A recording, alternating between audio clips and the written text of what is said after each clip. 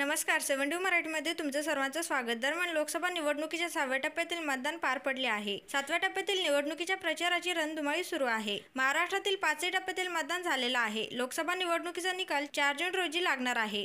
मात्र लोकसभा निवडणूक संपत नाही तोच राजकीय पक्ष महाराष्ट्राच्या विधानसभा निवडणुकीच्या तयारीला लागले आहेत. या पार्श्वभूमीवर राष्ट्रवादी काँग्रेस अजित पवार गटाची 27 मे रोजी मुंबईत महत्त्वाची बैठक बोलावण्यात आली असल्याची माहिती खासदार सुनील तटकरे यांनी पत्रकार परिषदेत दिली आहे. तसेच राष्ट्रवादी काँग्रेस अजित पवार गटात लवकरच मोठे इन्कमिंग होणार असल्याचं सूचक विधानही त्यांनी केलं आहे. दरम्यान राज्यभरात लोकसभेचं मतदान झालं. लोकसभा निवडणुकीमध्ये राष्ट्रीय प्रश्न आणि राष्ट्रीय भूमिका मांडण्याचा प्रयत्न आम्ही केला. देशाचं भवितव्य ठरवणारी निवडणूक होती. अशा प्रकारे आम्ही या निवडणुकीला सामोरे गेलो. विरोधकांनी अगदी गल्लीबोळातील प्रश्नांवर भर दिला. निवडणुकीच्या प्रचारात विरोधकांकडून ज्या प्रकारे भाषा वापरण्यात आली ही भाषा महाराष्ट्राच्या संस्कृतीला छेद देणारी होती. असं असलं तरी महायुतीला राज्यात निश्चितच चांगले यश मिळेल. लढती चुरशीच्या होतील पण अंतिम विजय महायुतीचा होईल असं मत सुनील तटकरे यांनी व्यक्त केलं आहे. एवढंच नाही तर राष्ट्रवादी काँग्रेस अजित पवार गटाची परवा महत्त्वाची बैठक मुंबईत बोलावली आहे. या बैठकीला पक्षाचे सर्व प्रमुख नेते उपस्थित राहणार आहेत. आमची आढावा बैठक जरी असली तरी आम्ही स्पष्टपणे धोरण ठरवलेलं आहे. आता एकच लक्ष विधानसभा क्षेत्र हे सूत्र आम्ही राबवणार आहेत.